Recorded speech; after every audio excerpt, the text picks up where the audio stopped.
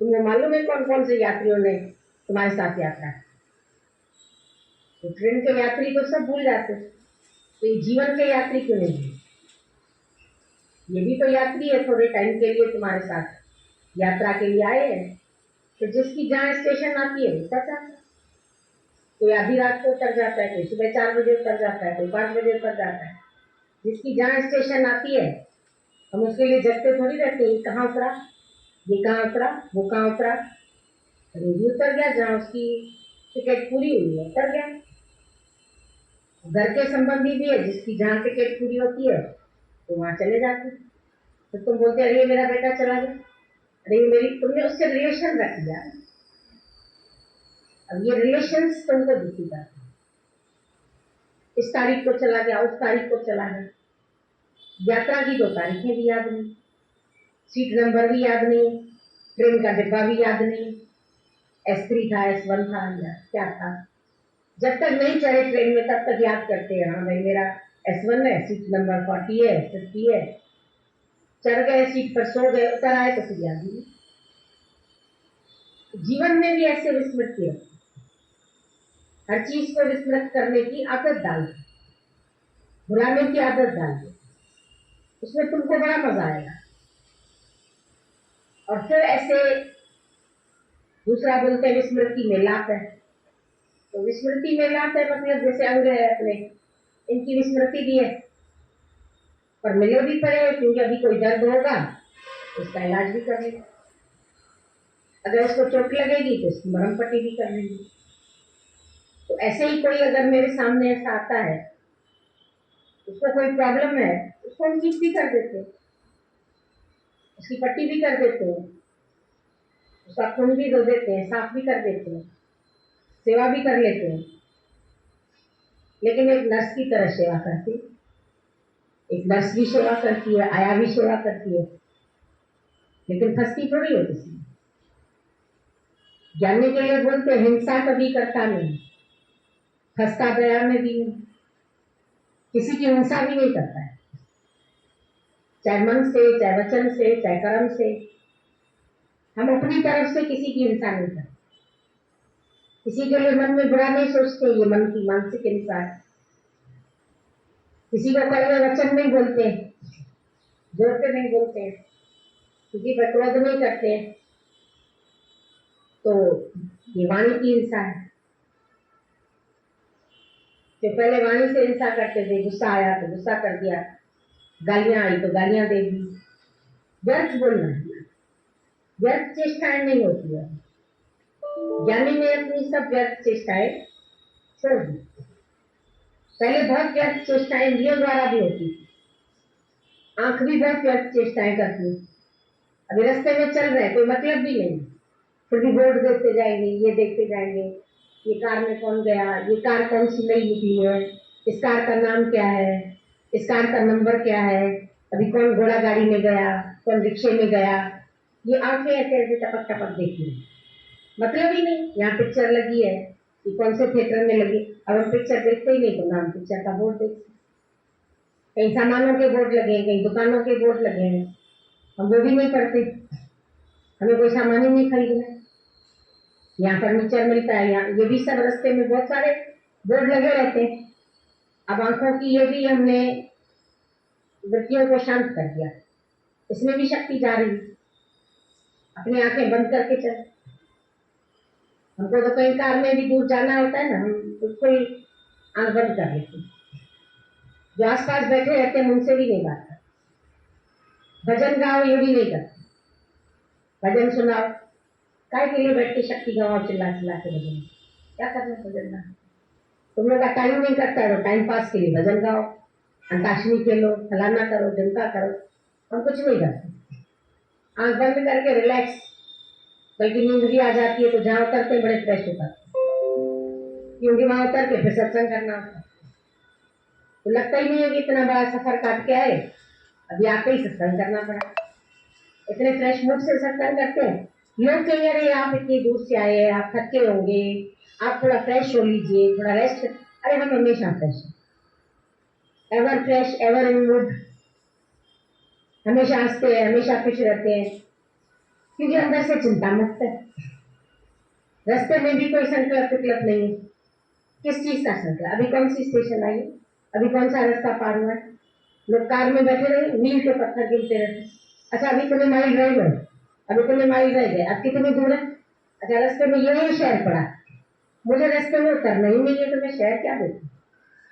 तुम लोग भी जान जान के देखते कौन सा स्टेशन आया, अच्छा ये आया झांसी आया, अच्छा ललितपुर आया, फलाना है। अरे क्या करना झांसी में उतरना तुमको? झांसी की रानी देखी, अब वहां खड़ी भी नहीं है झांसी की रानी।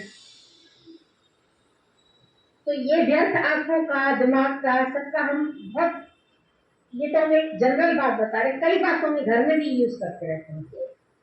ये क्या रखा है, सब्जी कितनी पड़ी है, अनाज कितना पड़ा है, खाना क्या पड़ा है, ये क्या कर रहा है, ये क्या कर रहा है। यहाँ भी लोग ध्यान देते ये क्या कर रहा है, ये क्या कर रहा है, ये क्यों कर रहा है। अरे तुमको क्या करना है, कुछ भी करे जाके तुम्हें उससे कुछ लेना देना है, लेना है ले लो, नहीं लेना है चुप करके अपना काम करो, लिखो करो, तुम्हारा मतलब ही नहीं है किसी।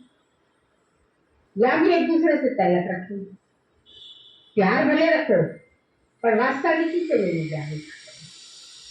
जब घर से ही वास्ता नहीं रखना है, बेवास्ते होते रहे, पता नहीं देह का उनको, तो फिर क्या उनसे मतलब? जब हमें देह का ही पता नहीं रखना है, देह भी 5 तत्व होगी, पता लग गया, समझ गए, अब क्या समझना है? 5 तत्व एक दिन 5 तत्व मिल जाएंगे, फिर मेरा इससे क्या वास्ता है? तो जब अपनी देह से कोई प्रयोजन नहीं है, तो औरों की देह से क्या प्रयोजन है? अब ये हो रहा है, ये अब इसको भी कुछ होता है, चल दवाई दे दो, छुट्टी करो, वो भी बात डॉक्टर को बताएंगे, तुम सबको बताएंगे क्या? तुम क्या कर रही हो? तुम तो 10 दवाई और बता देंगे, तो सारे डॉक्टर बन जाते थे। कोई खांसी आती है तो मेरे को तो कितने लोग कितनी पुड़िया बना, कोई गोली दे देता है, कोई कुछ देता है, कोई कुछ दे देता है, अब ये मुंह में रख लेना, अब ये कर लेना, अब कोई सजेशन दे जाता है। चाय नहीं पिलाओगे, राय जरूर दोगे। अरे भाई राय हमें नहीं चाहिए, चाय भले पिला, मुफ्त की राय, राय में खर्चा नहीं होता। आप लोगों को ना ये करना चाहिए, अब सत्संग में आपको ये सुधार करना चाहिए, अब लोगों के साथ आपको ऐसे करना। तुमसे पूछा किसी ने, तुम हमें क्यों सजेशन देने आए? सजेशन पूछे तो देख, नहीं तो हमें सजेशन की भी जरूरत नहीं। ये कर लो, वो कर लो, ऐसा कर लो, वैसा कर लो, ऐसा क्यों हो गया, वैसा क्यों हो गया, हो गया तो हो गया, क्यों हो गया, हम क्या बैठ के सोचे क्या क्यों हो गया, बस हो गया, इतना जानते। संत की बात अच्छी है, संत का घोड़ा खो गया तो 10 लोग फिर उसे बोलने आए, अच्छा नहीं करना है, आपका घोड़ा खो गया, कल तो इतने महंगा बिक रहा था, अगर आप बेच देते तो आपको इतना लाभ हो जाता, आज आपका घोड़ा खो गया, इतना आपका नुकसान हो गया। संत बेचारे ने कहा मुझे खाली इतना मालूम है, मेरा घोड़ा खो गया, बस इससे ज्यादा मैं नहीं जानता, नुकसान हो गया, अच्छा हो गया, बुरा हो गया, ये सब आगे की बातें नहीं सोचते। तो दूसरे दिन वो घोड़ा 8 घोड़े और ले आए, फिर आगे लो, बड़ा अच्छा घोड़ा है आपका, 8 घोड़े और ले आया, आपका तो फायदा हो गया, आप तो बड़े मजे में हो गए, अब आपको 8 घोड़ों का दाम मिलेगा, बैठे बैठे घर में आपको इतना मुनाफा हो गया। अरे बोला 8 घोड़े ले आया, बस मैं इतना जानता हूँ, मुनाफा हो गया कि नुकसान हो गया ये तुम सोचते हो, हम नहीं सोचते कि मुनाफा हो गया कि नुकसान हो गया। फिर तीसरे दिन वो लड़का उस घोड़े पर चढ़ के सैर करने चला गया। अब सैर करने गया, फिर उसके रास्ते में घोड़े ने ऐसा कुछ पलटी मारी, गिर गया, टांग टूट गई, देखा फिर निभागा घोड़ा है तुम्हारा, अच्छा नहीं है ये घोड़ा चला गया था तो ये अच्छा था, अब आज कितना नुकसान हो गया, अच्छा भला बेटा तुम्हारा, लंगड़ाओगे, टांग टूट गई उसकी, ये तो बड़ा बुरा हो गया। बोला कल बोला अच्छा हो गया, परसों बोला बुरा हो गया, फिर आज बोल रहे बुरा हो गया। एक टीका टिप्पणी करने की आदत है कि ये अच्छा हो गया, ये बुरा हो गया। ईश्वर की सृष्टि में भी कहते हैं ये अच्छा हो गया, ये बुरा हो गया, अकाल पड़ गया, बुरा हो गया, बारिश हो गई, बुरा पड़ गया, इतनी फसल नष्ट हो गई, ऐसा हो गया, ऐसा हो गया, अब ये चीज महंगी हो जाएगी, वो चीज महंगी हो जाएगी तो खाओगे नहीं क्या? जितने की भी हो गई, अब सोना महंगा हो गया, नहीं पहनोगे, फिर भी पहनते, फिर भी खरीदते। आज शादी होगी घर में बेटी की, जाओगे नहीं जाओगे खरीदने? अब गोल्ड वाले को तो बोलो नहीं भाई, कल तक तो 10 में था, आज दे दो मुझे 10 में। वह क्यों दे, आज 15 का हो गया तो नहीं देंगे 10 में। क्यों देगा तुम्हें? नहीं देगा, तुम्हें लेना है लो, नहीं लेना है खाओ यार, बढ़ा देगा तुम्हें। तो तुम तो हर जगह बार्गेनिंग करेंगे, टीका टिप्पणी करेंगे, बोलते रहेंगे, अच्छा बुरा देखते रहेंगे, चल अपने रास्ते, तेरे को क्या करना है? तो ज्ञानी वास्ता अंदर से नहीं रखता है, इसलिए सुखी रहता है। फिर बेटे की टांग टूट गई, प्लास्टर लगवा दिया, ये किया सब अच्छे से, उसको सुला दिया। फिर कैसे दिन कुछ घटना हुई, ऐलान हो गया, देश के ऊपर किसी ने आक्रमण कर दिया, जितने भी नौजवान लड़के सेना में भर्ती हो जाए, सेना में भर्ती हो जाए सब इतने सारे लड़के, तो जितने जितने जवान जिसके घर में थे देखे, सबको कंपलसरी हो गया भर्ती हो गई, नहीं तो राजा की मार पड़ती। सब भर्ती हो गए, इसका बेटा घर में था, लंगड़ा कैसे भर्ती होता है? अरे बोला हमारा बेटा तो जा रहा है फ्रंट पर, पता नहीं लौटे, पता नहीं ना लौटे, अब तो उसकी जान पे बनाई। आप भाग्यशाली, लंगड़ा है या लूला है, आपके घर में तो है कम से कम, घर में आंखों के सामने तो रहेगा। ये अच्छा हो गया, कल ही टूट गई टांग। अब कल तक वो टांग टूटना खराब थी, आज वही टांग टूटना अच्छी हो गई। कल ऐसे हुआ, फिर ऐसे हुआ, फिर ये अच्छा हुआ, फिर ये बुरा हुआ, ये बड़ा विस्तार करते रहते हैं हम बातों का, ऐसा हुआ तो ऐसा हुआ, वैसा हुआ। अरे जीवन में अपने एक संतुलन बना के रखें, अपने मन को, जैसे बोला ना, वीणा के तार बहुत कस दोगे तो भी वीणा तुम्हारी नहीं बजेगी, वीणा के तार ढीले छोड़ दोगे तो भी नहीं बजेगी। पर उसको रखते हैं मध्यम मार्ग। तो मन के अंदर अपना एक संतुलन बनाकर, नहीं ज्यादा सोचो, नहीं ज्यादा ऐसे पागलों को होकर के हर चीज भूल जाओ, यहाँ रखी थी पता नहीं कहाँ रखी थी, भूल गए भूल गए भूल गए। ज्ञानी को सब याद रहता है, यहाँ कैंची रखते हैं, यहाँ सुई रखते हैं, यहाँ मशीन रखी है, अंधेरे में भी जाके मोमबत्ती उठा लेगा, अंधेरे में उसका माचिस भी पड़ा है, तुम बोलो पता नहीं कहाँ है माचिस, पता नहीं कहाँ है मोमबत्ती, अंधेरा हो गया। अंधेरा क्यों हो गया? कि बिजली भी सारा दिन बेकार है, सारा दिन चली जाती है। अरे बिजली चली जाती है, तुम्हें मालूम है चली जाती है, तो तुम अपना माचिस मोमबत्ती तो रखो, अपना लालटेन तो रखो, अपनी टॉर्च तो रखो। घर में रखेंगे वो चार्ज करने वाली लाइट, लेकिन उसको चार्ज करेंगे बिना चार्ज के पड़ी। अब जब बत्ती चली गई तो चलती है। अरे जब बत्ती आई थी तो चार्ज करके रखते ना, क्यों ली गई? तो दी तो इसीलिए थी, वो चार्जर पर लगी रहेगी और जैसे ही वो लाइट जाएगी तो ये अपने आप आती है, लेकिन उसको भी ठीक नहीं रखते। इन्वर्टर लोगों के घर में लगे रहते, इन्वर्टर कितना अच्छा होता है, कब बत्ती गई कब आई पता ही नहीं चलता है, ऑटोमेटिक फैन चल जाता है, ऑटोमेटिक बत्ती जल जाती है उसकी। लेकिन इन्वर्टर भी खराब होती, उसमें भी पानी डालना है, संभाल करनी है या कोई काम।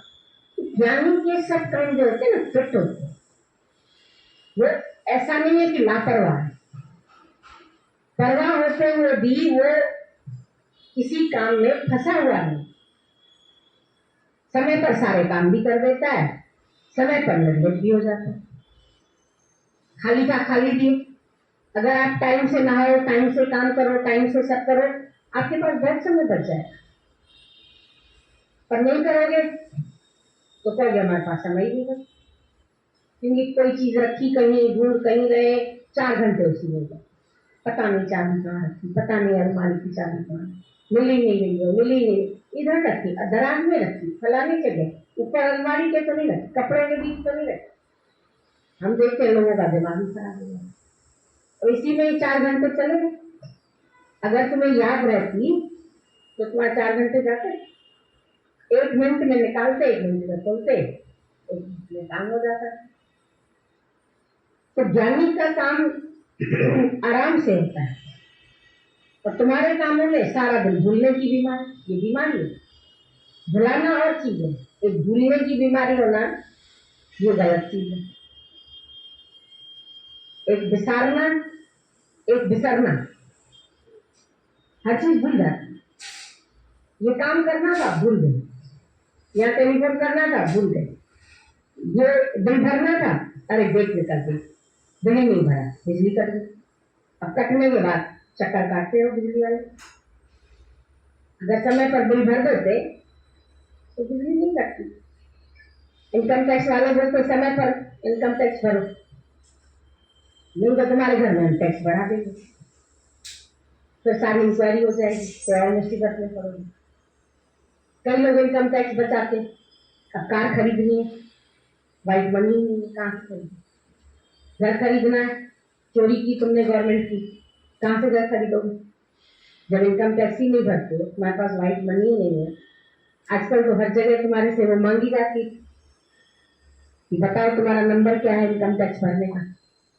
अगर नंबर नहीं होगा तो तुम पकड़े जाएंगे। हर चीज उससे मिलती।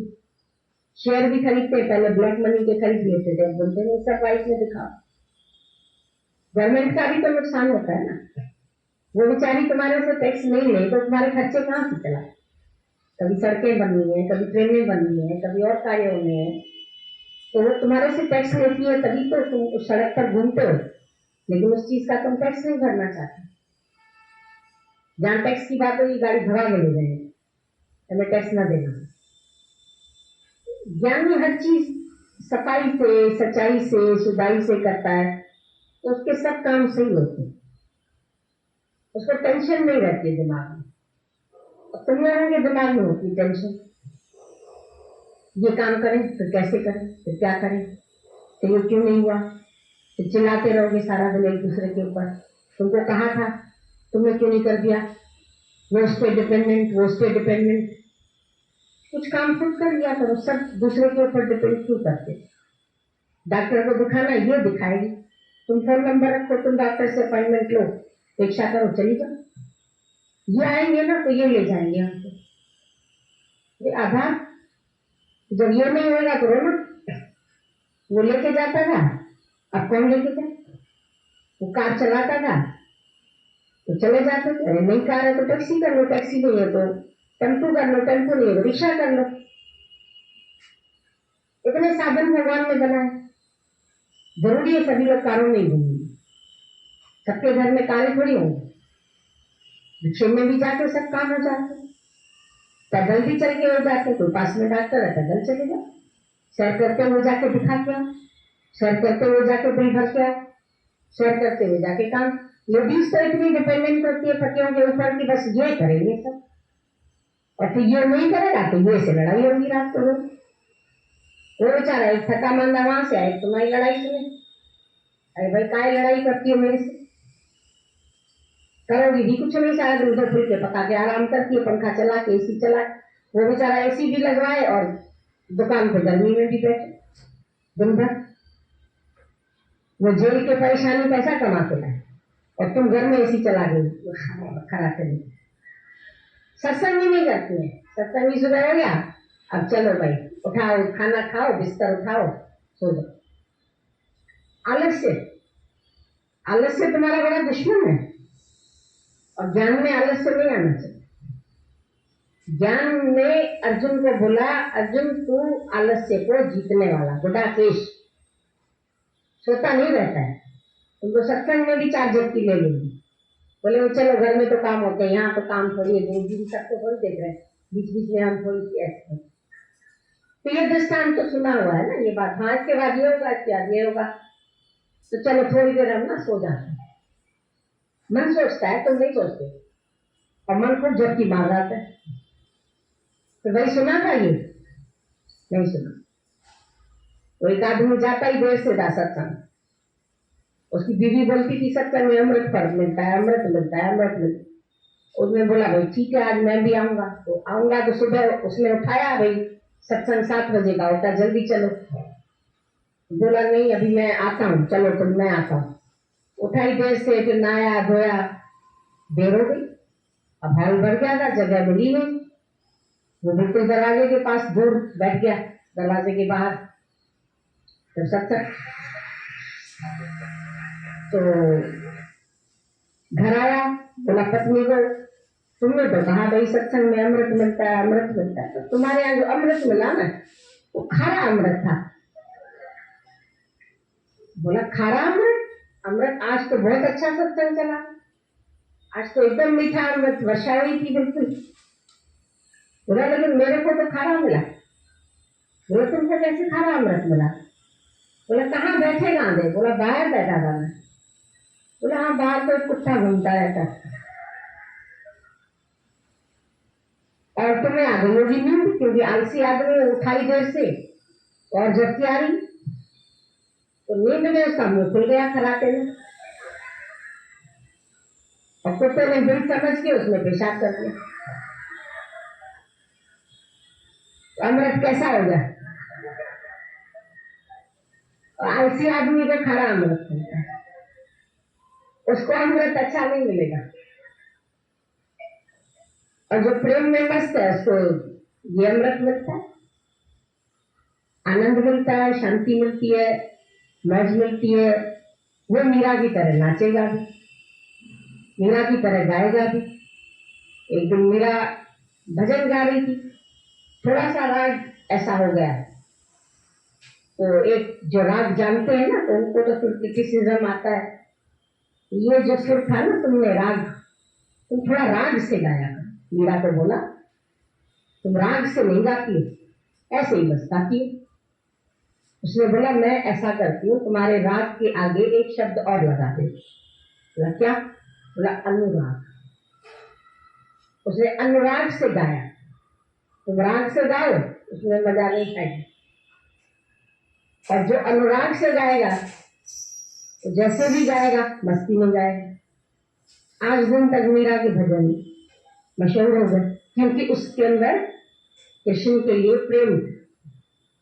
तो जब प्रेम होगा तो आलस वालस सब तुम्हारा छूट जाएगा, तुम्हारी नींद खुद ब खुद खुल जाएगी, खुद ब खुद तुमको ऐसा लगेगा अरे मेरा समय बेकार नहीं है, मैं टाइम से पहुंचू सत्संग में, अरे कुछ भी चला जाएगा अंदर तो अच्छा रहेगा। हम लोग जब जाते थे गीता भगवान के पास तो हमको ये लगता था कि उनकी वाणी शुरू होने से पहले हम पहुंचे, क्योंकि अगर एक वचन भी निकल गया पता नहीं वही मेरे जीवन में लगने वाला हो, वही मेरा जीवन बदलने वाला हो, तो मैं लेट पहुंचूंगा तो मेरा तो वो टाइम, वो वचन निकल गया। तो हमको यहाँ से जाने में 5 घंटा लग जाता था, 8 घंटा लग जाता था, दूर था उनका घर। तो भी हम जल्दी उठ के 6 बजे नाश्ता भी बना के पहुंच जाते। वो बोलते थे मेरी सीढ़ी चढ़ने से पहले तुम सीढ़ी चढ़ के ऊपर पहुंचो।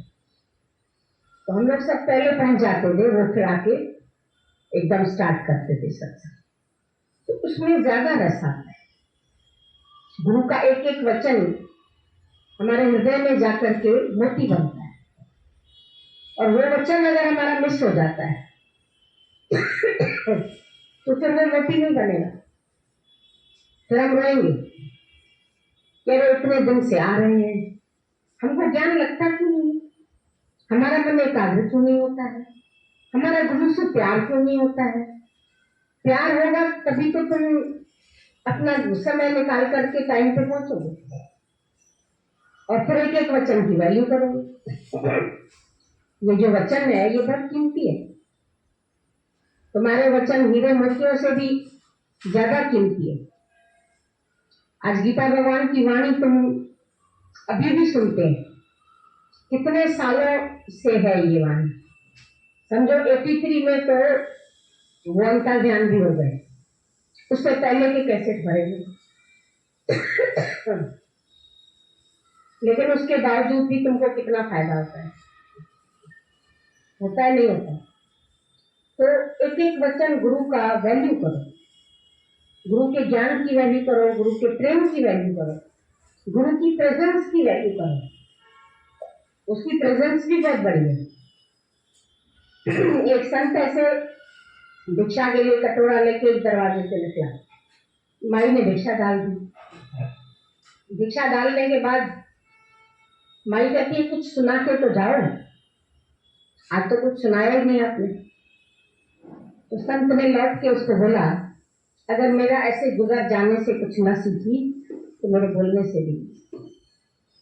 अगर एक सेकंड भी मैं तेरे दरवाजे से निकल के चला गया तो भी तुम्हें वाइब्रेशंस तो मिली। देखो गुरु के वाइब्रेशंस बहुत स्ट्रांग है, लेकिन उसको रिसीव करने के लिए मेरे पास भी तो मन रूपी ऐसा मोबाइल होना चाहिए ना।